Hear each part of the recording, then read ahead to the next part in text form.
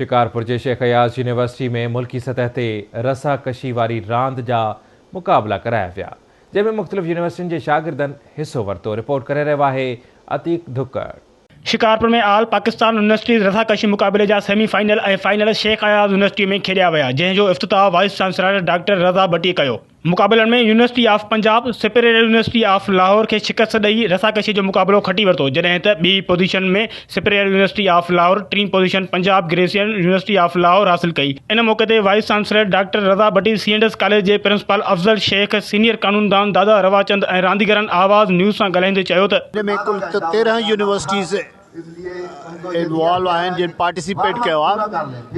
12 पाकिस्तान जे ॿियनि शहरनि खां आहिनि, जंहिंमें कराची आहे, मुल्तान आहे ऐं लाहौर आहे, रहीम यार ख़ान आहे। तमामु वॾो हिकिड़ो जेका स्टूडेंट जी मोबिलिटी हूंदी आहे हिकु यूनिवर्सिटी खां ॿी यूनिवर्सिटी, हिकु रीजन खां ॿी रीजन ते, तू हिक ॿिए खे अंडरस्टैंड कंदा आहिनि, हिक ॿिए जे कल्चर खे सम्झंदा आहिनि, हिक ॿिए जे शहर जे रीतियुनि रस्मुनि खे सम्झंदा आहिनि, इंटेलेक्चुअल लेवल खे अंडरस्टैंड कंदा आहिनि।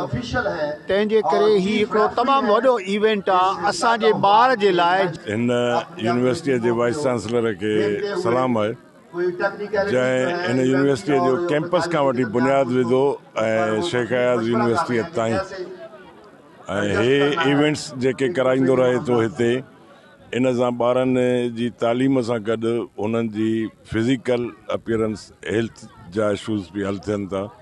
ऐं करोना खां पोइ 62 वारे माहौल में ॾाढी ख़ुशी थी आहे। मां सम्झां थो इहो इब्तिदा आहे, अञा असांजी नई नई यूनिवर्सिटी आहे, ईंदड़ हिते खोड़ थींदा पंहिंजा अहिड़ा इवेंट्स। ऐं ॿारनि जे नशो नुमा लाइ इहो मस्तु आहे, जीअं पढ़णु मस्तु आहे तीअं हिन जो रांदियूं मस्तु। ऐं मुंहिंजे ख़्याल में असांजे मुआशरे जी ही हर एक क़िस्म जा प्रोग्राम ज़रूरत आहिनि, ख़ासि करे जेको शिकारपुर जो असांजो हितां जो माहौल आहे, त उन हवाले खां ॾिसूं था त माना ज़हनी तौर ते उनखे स्ट्रांग करण लाइ तालीमी ऐं क्लासिस रूम जेका स्टडी आहे, उन सां गॾोगॾु ही जेके गैर तालीमी गैर निसाबी जेके इवेंट्स आहिनि, प्रोग्राम आहिनि, उहे बि ॿारनि जे ज़हन माना वधाइण जे लाइ हिकिड़ो सुठो रोल प्ले था करें। इसमें तकरीबन ये 16 टीमें हैं जो हिस्सा ले रही हैं इस टूर्नामेंट।